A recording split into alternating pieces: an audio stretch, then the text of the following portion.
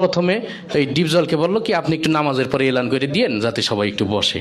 তাই ডিপজল নামাজের পরে তার মতো করে এলান করতেছে এইভাবে, ইনশাল্লাহ ভাই বাকি নামাজের পরে মসজিদ ইমানে কিনের কথা হইব, ওই মুসল্লি তোরা গলতে ববি, নাইলে কিন্তু সানডে মানডে ক্লোজ করে দিব, কয়া দিবা লাচ্ছি।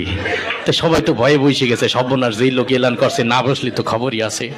তারপরে ওই প্রথম যে ইমানের বিষয়টা, কালেমার বিষয়টা দেওয়া হলো মিশা সওদাগরকে, যে আপনি একটু কালেমার বিষয়টা আপনার মতো একটু সাজাই গুছাই বলেন।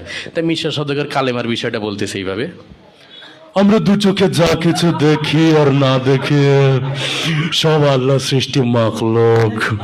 মাখলুক কিছু করতে পারে না আল্লাহর হুকুম ছাড়া, আর আল্লাহ সব কিছু করতে পারে মাখলুক ছাড়া। তাই যাই হোক সে তার মতো করে বলে গেল।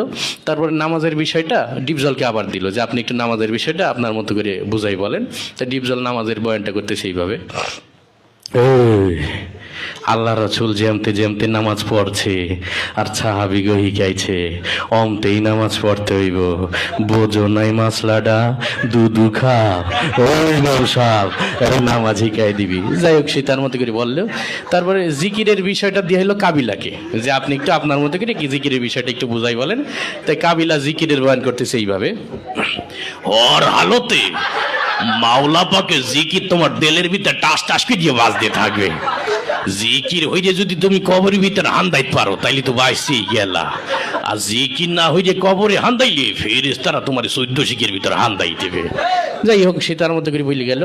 তারপরে একরামুল মুসলিমিন, মুসলমান পরস্পর হৃদ্যতা ভালোবাসা, এটা দিয়ে হইলো নায়ক ওমর সানিকে।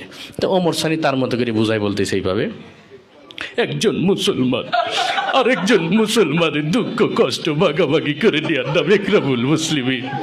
চৌধুরী সাহেব আমরা গরিব হতে পারি, আপনার মতো বদদিন নই, আমি গত মাসেও 3 লাখ দিয়েছি। যাই হোক সে তার মতো করে বললো। এরপরে ওই সহিনিয়ত, আমরা যা কিছু করবো একমাত্র আল্লাহকে রাজি খুশি করার জন্য করব, এটা দেওয়া হইলো নায়ক মান্নাকে। মরহুম মান্না এসে তার বয়ানটা করতেছে এইভাবে, আমরা যা কিছু করব পৃথিবীর কোনো মানুষকে খুশি করার জন্য করব না, সবকিছু আল্লাহকে রাজি খুশি করার জন্য করব। যাই হোক সে তার মতো করে বলে গেল। এরপরে তাবলিগের বিষয়টা দেওয়া হলো নায়ক রুবেলকে। তাই নায়ক রুবেল তার মতো করে বলতেছে এইভাবে, আল্লাহর দিয়া জান, আল্লাহর দিয়া মাল, আল্লাহর দিয়া সময় নিয়ে আল্লাহর রাস্তায় বের হয়ে আল্লাহর দিয়া জান মাল সময় সঠিক মূল্যায়ন করতে হবে। আর জেনে রাখি শয়তান, তুই যদি আল্লাহর দিয়া জান, আল্লাহর দিয়া মাল, আল্লাহর দিয়া সময় সঠিক মূল্যায়ন না করিস তুই বেঈমান হয়ে মারা যাবি, বেঈমান হয়ে মারা যাবি। এই ছিল আর কি বিষয়টা।